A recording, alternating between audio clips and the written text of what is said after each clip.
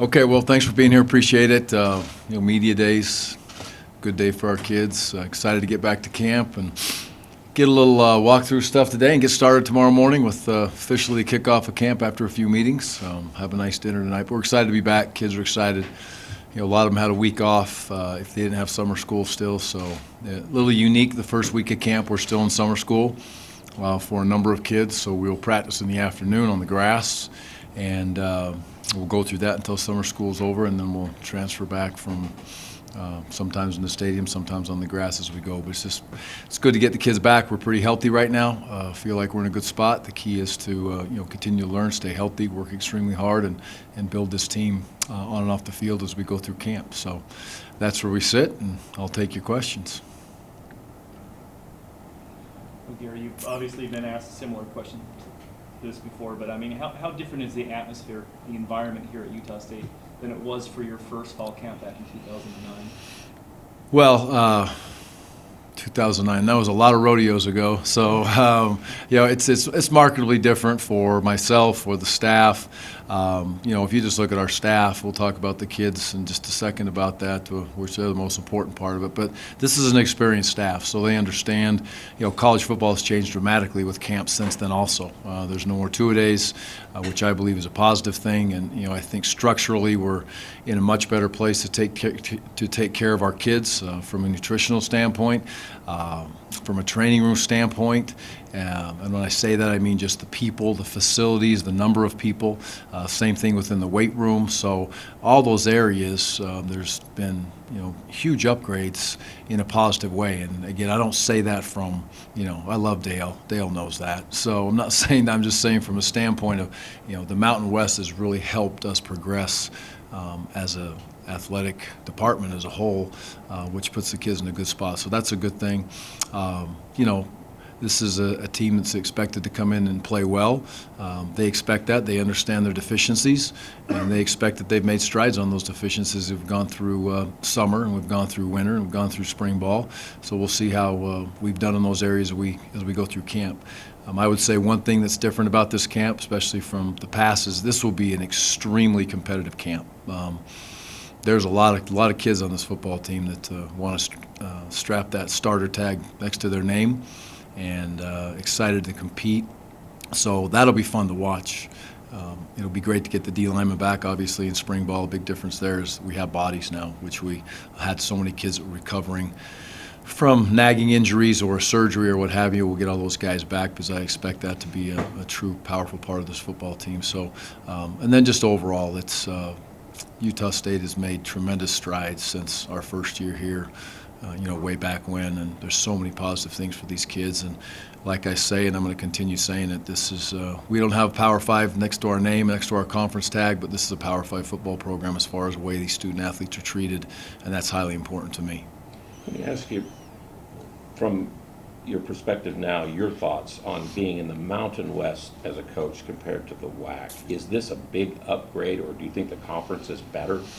Well, let's look at that last year. You look at San Jose, La Tech, you look at us. I mean, those are all ranked teams, and I think all had double-digit wins, if I'm not mistaken.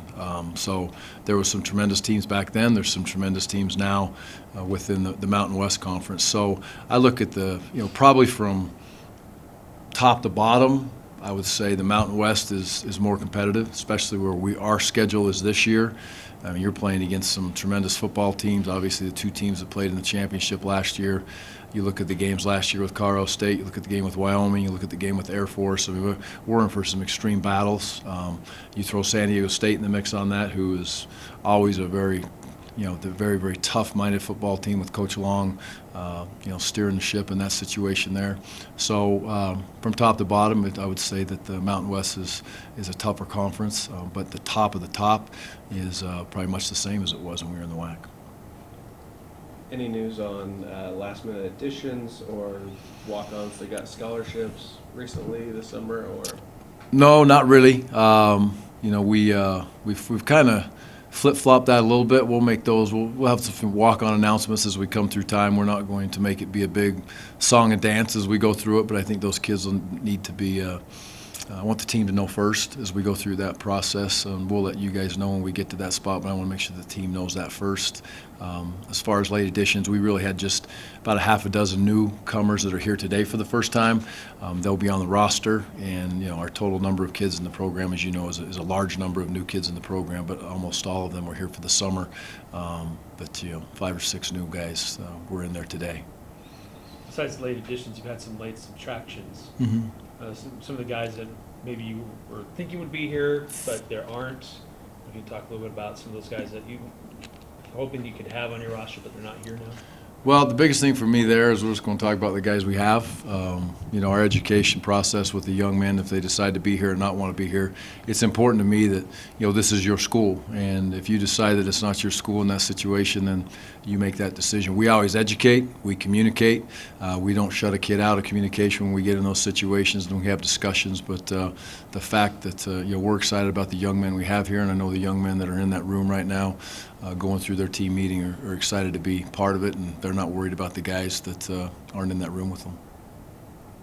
Can you talk about, as you studied Jordan Love, watching film and things, did your feeling change about him much? And then you worked with him in the spring and you saw what was going on. What can you tell us about him? Your thoughts? Well, from afar at the beginning was obviously really just watching TV and watching him play.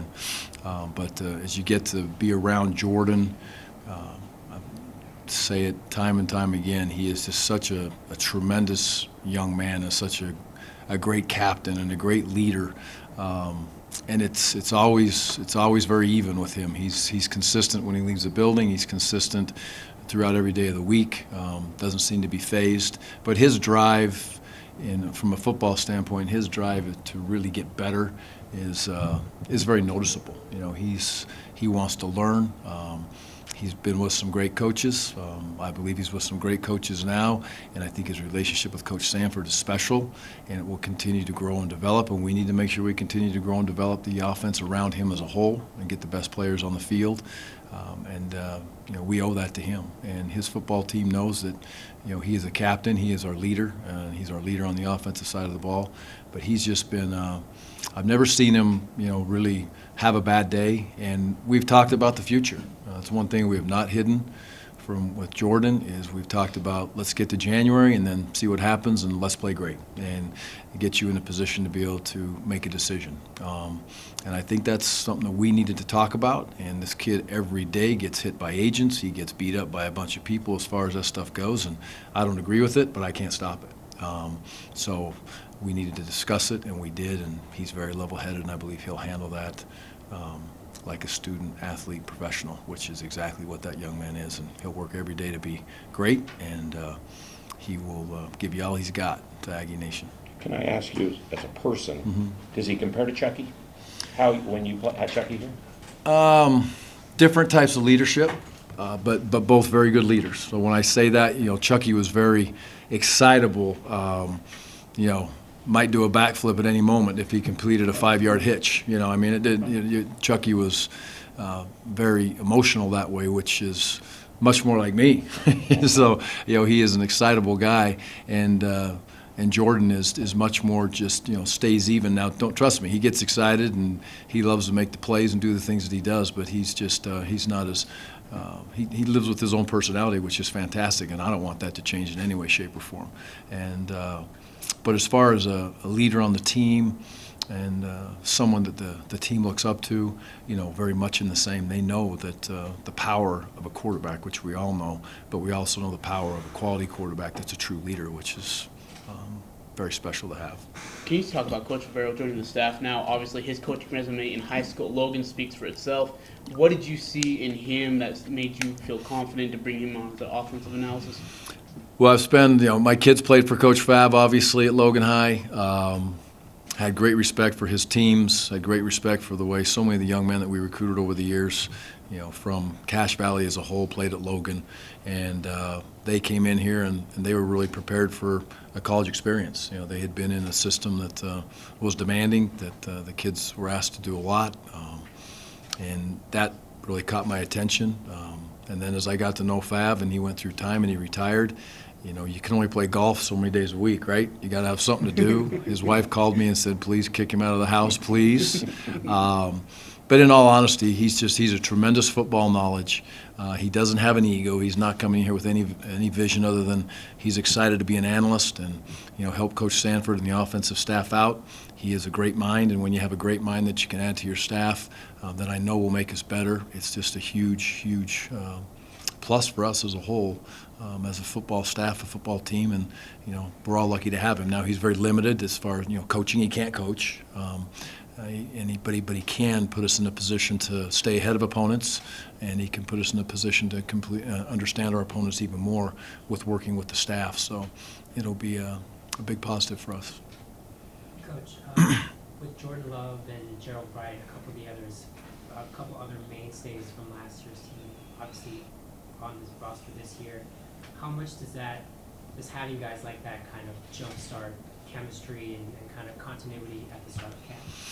Well, it's big. We'll start that tonight with some of those young men being able to address the camp, the whole team during camp at different times. We had a leadership retreat a couple weeks ago now, and it was a tremendous opportunity for our captains and our leadership committee to kind of get together and set team goals. They were able to spend some time with Doc Gordon, which is invaluable for us as a football team, and the kids understand they need to set their goals. It's not our goals as coaches. It's not strength room goals. It's not training room goals. It's not video guys' goals. It's not. It's the football team's goals, and it's the job of the leadership committee and the captains to, you know, hold the team accountable to that as well as ours. But it's extremely important when a team is held accountable by its leaders. That's very powerful, and you know. Bright's been great at that. Jordan's been great at that. I think our captains are good. Woody is a tremendous leader in his own way. You know, Eberly is a tremendous leader through the special teams, you know, in his own way. So it's great to see those guys, you know, continue to grow and develop. And Tipa has done a great job as another captain, growing and developing into being a team leader. When he leaves this facility, he's always been very good when he's been in the facility, in the weight room, around his team, but when he leaves the facility, he's become a much better leader, which is expected out of him. Which, I guess, positional battles are you really looking forward to personally unfolding this camp? Well, the ones we've been talking about for a long time, the offensive line is huge. You know, those, I say it again, we walked in here in January, evaluated this group very closely and looked at the offensive line and felt like that there were some young men that could replace those 4 starters and put us in a place to win football games. So we put all our chips in January in that situation. And they've worked hard. They've gained weight, they've battled. I'm proud of them, on the field, off the field, in the classroom. So we're going to see exactly how far they've come as we continue to go when we get our defensive lineman back. So you're going to see where they're at, because I believe our defensive line will be very good, and I expect them to be. So that offensive line will be challenged, and we'll see where they sit. And then the wide receiver position. That is key for this football team, and that is key for Jordan. It's key for the offense to be able to function at a high level. And when you lose 75+% of your production at the wide receiver position, it needs to, obviously step up and go. We've added numbers there. We've added new faces there, and that will be extremely competitive for those spots also. And we have some very good players in this program that have had some great off seasons and some great summers that, are expected to come in and play at a high level by themselves and by us. So I believe we're going to be good there, but what we believe right now, we got to see. Those are the really 2 on the offensive side of the ball. On the defense, it's, Woody is in a great position. He's a tremendous player. And who's going to be next to him? Is it going to be Kevin? Is it going to be Noah? Is Cash going to come down there and play some? Who's going to come in that spot at the other linebacker side and be that guy next to Woody, or the couple guys that are next to Woody that can really, help us play a high level of defense? And then as a whole, in the defensive backfield, there's a lot of competition. At safety, yes. At nickel, yes. At corner, yes. And there's going to be a little bit of moving of the chess pieces there to see where those young men fit. Those kids are all ready to compete. I went out to lunch today with Grayson, and he's extremely excited, and he just shared with me how fired up that back end is, ready to jump out and go play football and get involved in the defense and this team battle that we're going to go against each other with the next few weeks in camp against the wide receivers. So they're ready to go. But those are the key ones as we go through, a couple on offense, a couple on defense. I feel great about the specialists, great about them. Like I said, they'll win us games. I believe that. It seems like you got a wealth of guys at defensive end too. Yeah. How do you manage that rotation and who gets some of those roles, or do you convert guys to different positions? Well, we want to have 8 guys on the defensive line that play a lot. That's our goal. So we want to get to 2 deep. And if we can get to that point, we'll be very, very happy. If we get to 7, we'll be happy. Specifically, the defensive end spot, Justice and Teepa are the starters right now. And Justice has earned that spot. He earned it through spring. He earned it through work ethic. He earned it through summer. And, the other 2 guys are going to step up and play in that spot. Is going to be, again, a battle in camp to see who takes those other 2 spots. And it'll be very competitive, like you said. There's a number of kids. So, but the key is to find that mix of those best 8 guys, because we would love to rotate those guys, 60-40, 50-50. We really would. I think it's important to not just play those guys till the starters get tired and the other guys come in after 6 snaps. It's not that way. It's a rotation through series and keeping those kids fresh. As much as we're asking them to pass rush and as hard as we're asking them to play, it's impossible to say, go play 75 snaps. Can't do it. I don't think.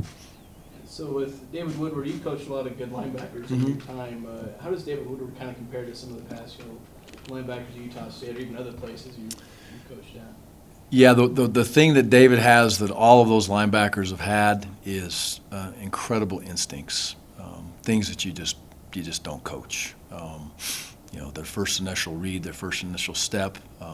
David can also, like all those guys that have been with him in the past, can be physical as needed, but he can be very squirmy and hard to find and hard to catch in there. And that's what all of those other great linebackers have been. Bobby was like that. The Boardman kid at Wisconsin was like that. Very difficult to deal with and find and catch. The 2 young men last year, Chase and Cody at Utah, were much like that also. They had tremendous speed on the field, strength as needed, and very physical and aggressive tacklers. You don't see guys get a lot of extra yardage when they tackle, and that is how David plays his game. I think the mental side of his game, as he's adjusted to this scheme, he understands that we will highlight him. He doesn't just accept that, he loves that. And so now, blitzer. We want him to be able to make some plays when behind the other side of the line of scrimmage when we're given the opportunity. There's times we're going to play some fronts that are designed to protect him and let those defensive linemen eat up the blocks. And I never coach the defensive linemen to say, hey, you're block eaters right now. I never will. But at times we do put them in a position to keep David clean and let him run and not necessarily assign him a gap. And so he's a special linebacker when you start doing those type of things in a defensive scheme. At the running back position, Gerald Bright obviously comes back. Who do you see following up, or is there a depth chart that starts with Gerald Bright?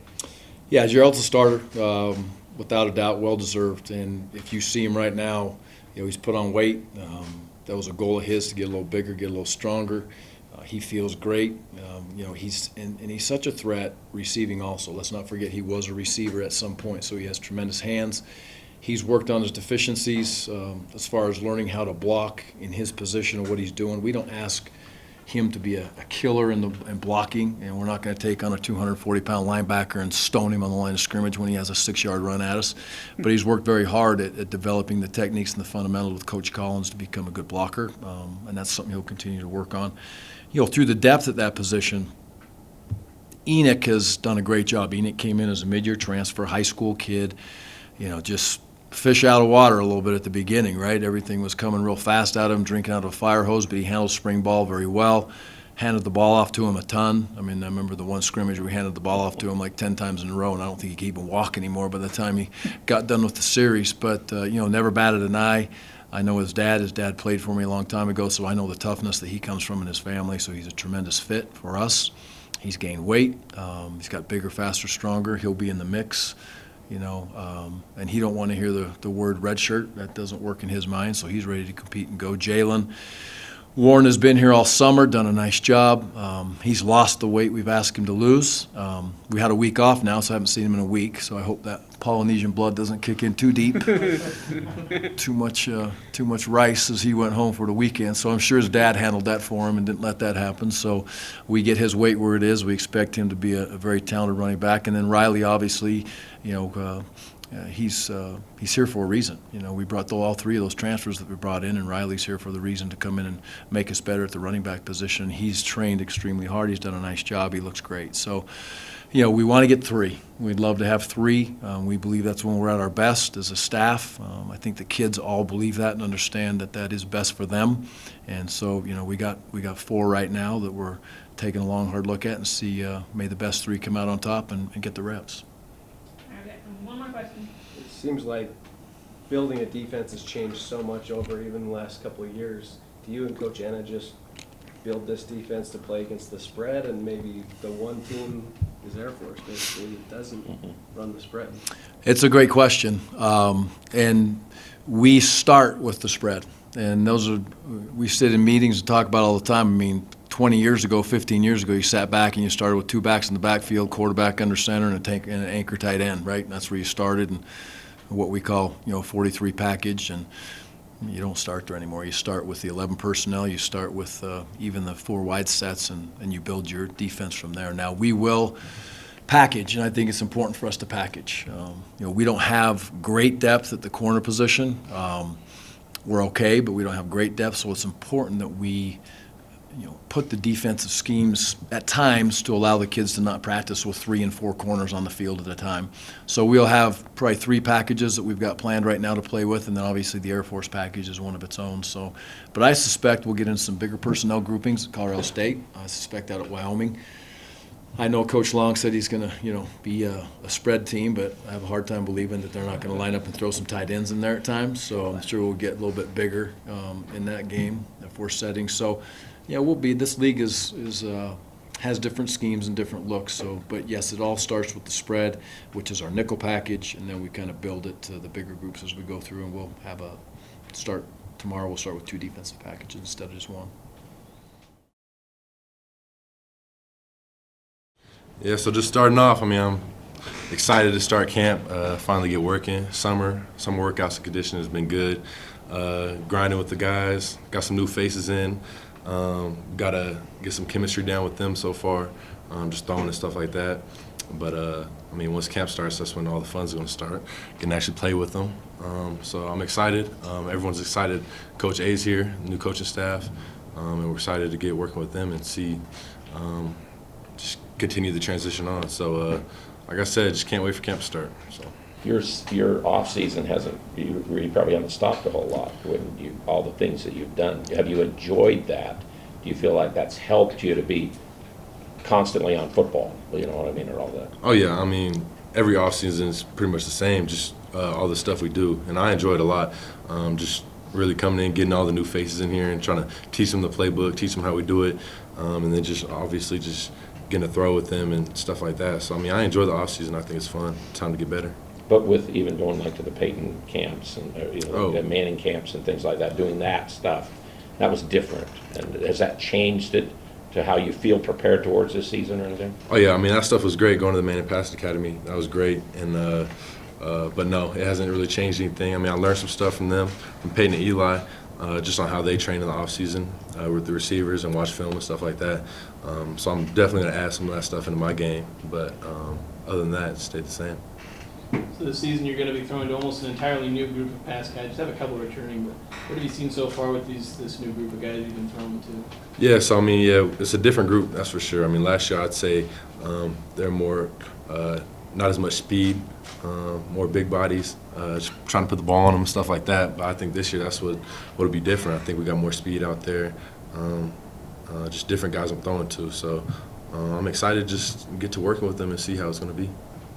How much do you anticipate the style, with Gary and the new staff coming in, how much do you anticipate the style of play changing from this year versus last year? Yeah, so offensively we're running the same thing, so same offense, stuff like that. Obviously some plays here and there will change and just the way we read plays, but for the most part it's stayed the same, and that's what's helped a lot. because usually with new coaches coming in, you got to learn a whole new offense, a whole new scheme, stuff like that. But it's made it easy just knowing that we're running the same plays. They talked about last year, the defense always talked about last year how great it was in practice because the offense was, just so talented and the practices were so harder than the games. Now this year you have a few more defensive returning starters and new offense. Can you talk about what the defense can bring you guys during practice? Oh, they bring a lot during practice. I mean, I say it all the time. I feel like we're going against the best defense we're going to see all year in practice every day. So, I mean, it's making both of us better, the offense and the defense better each day, just competing against each other. So, I mean, I love going against them in practice. I think it just makes us better every day. What did you see in spring? Did you see enough of the offensive line guys with how they were doing? And I'm sure it seems like they can play multiple positions, some of the guys, and they're trying to identify, I'm sure, 5 to 7 guys who can play.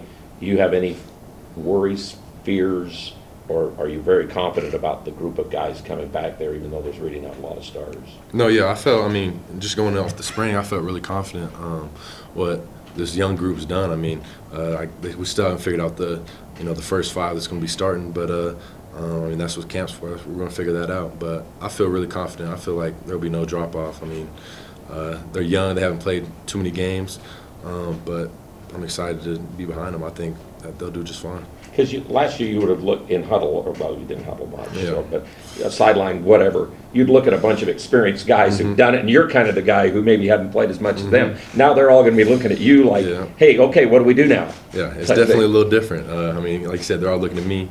As of last year, I mean, they were probably still looking at me, but I mean, I had dudes that have been playing and they knew what they were doing. So that's the main thing. We just got to get guys ready to play, and I think they're already ready from spring, and we're just going to continue that with camp.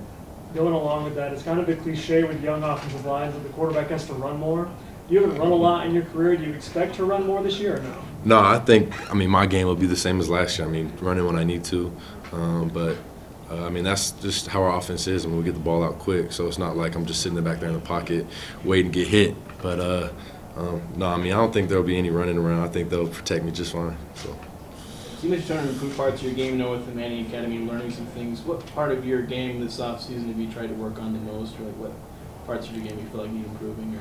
Or I mean, the main part I think I always need to improve is just knowledge of the game, knowledge of defenses, and what teams are doing against us. And that just comes with just watching film, going back and watching tape from last year, seeing what defenses did, seeing how I could just improve on every play. And the one thing I've tried to focus on is just trying to take away negative plays like interceptions, just bad passes, bad reads, stuff like that. And but that just comes from watching film and trying to get better. With that, Peyton Manning is a film hog. That's all he seems to be doing is just sitting in the film room. What can you take away from him, or did you learn anything from him about being able to watch film, about learn how to look for certain things defensively? Yeah, so when we were out there, I mean, we were asking him questions about how he watches film, and one thing I thought was interesting is he watches every game of that team that he's about to play. No matter how, like, they played 14 games, he'll watch every game, all 14, every play. So he said he doesn't want to ever be surprised with like a blitz that he hasn't seen or something like that. So I thought that was pretty interesting. I mean, because I mean, a lot of times, I mean, you'll watch like 2 or 3 games just to get the basis of what they're doing, and then watch cut-ups and stuff like that. So I thought that was pretty interesting. I mean, I tried to do it in my game, but it's hard to watch every game, every play. So we'll see. When the schedule came out, what was your reaction as far as the types of teams you're going to be playing throughout the season? Yeah, I'm excited about this schedule. I mean, we got a tough schedule. It's a little bit different than last year. Playing some different teams in the Mountain West, of course. And I'm excited to play those games, being from California. We can go back to Cali, play San Diego State and Fresno State.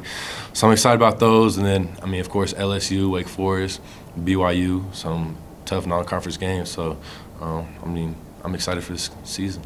I don't know when the last time Utah State's beaten BYU 3 years in a row, if they ever have. What would it mean to you to be able to accomplish that feat? Oh, yeah, that'd mean a lot. I think someone was trying to tell me it was like the 60s or something like that they did it. But that'd mean a lot. I mean, just going there and beat them 3 times in a row. It'd mean a lot. That's all I can say about that. With you coming back, and obviously Gerald Bright and David Woodward and a couple of the others who were returners from last year, how much can kind of that continuity help jumpstart the start of camp?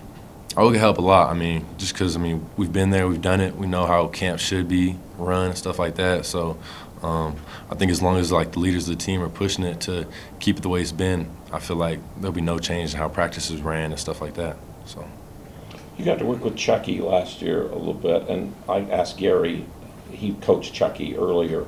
Do you feel kind of like him? Do you feel like what he went through? Did you guys talk a little bit about what he went through before with what you did, or what did you learn from him? Yeah, I learned a lot from Chucky. I mean, if you look at it, we're kind of like in similar situations. I mean, just how our career's gone here. But yeah, I learned a lot from Chucky just having him here, having him on the sideline with us. So that helped out a lot. But I mean, yeah, I mean, I get the comparisons all the time to how much like people say I look like Chucky, stuff like that. But no, it's fun. I mean, he's a great quarterback, and I learned a lot from him when he was here. So. I think you're tall. Yeah, I probably got him beating that. A little bit faster, too.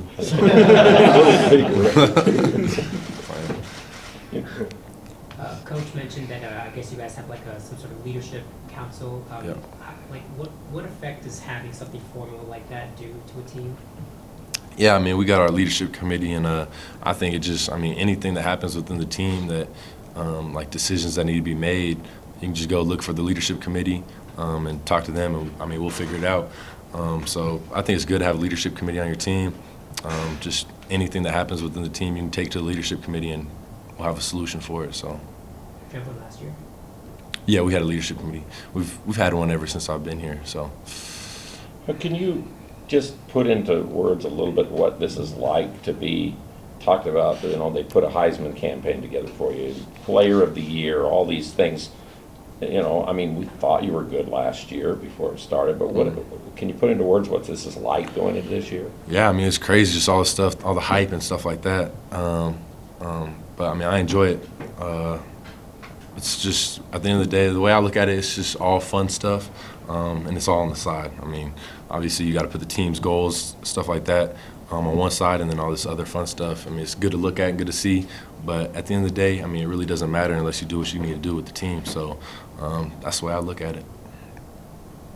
Last year, as you were coming into camp, you're still just a sophomore, and you accomplished a lot of great things, obviously. This season, there's a lot more maybe put on your shoulders than were last year. How do you feel like you're able to handle that, and what do you think you can bring to this fall camp compared to what you were able to bring last year at the same time? Yeah, I mean, at the end of the day, I try not to put too much like on my shoulder. I mean, I know what I got to do to get the job done for this team, so I don't try to put too much like stress or any extra pressure on that. I just think about it as if I go and get the job done, do what I got to do, then we'll be just fine. So I try not to put too much pressure on myself in areas like that. And what's your relationship been so far with Coach Sanford as he's running the offense? Oh, it's been good. I mean, Coach Sanford, I mean, he's a great coach. He brings a lot of juice to practice every day and energy, and it helps. You can see it just helps the team just when you got that juice every day, because sometimes everybody's a little tired, stuff like that, don't want to practice. But when you got coaches bring that juice, it just helps out a lot. But, I mean, he's been a great coach, just trying to help me break down defenses better and stuff like that so far, and I'm just excited to keep working with him.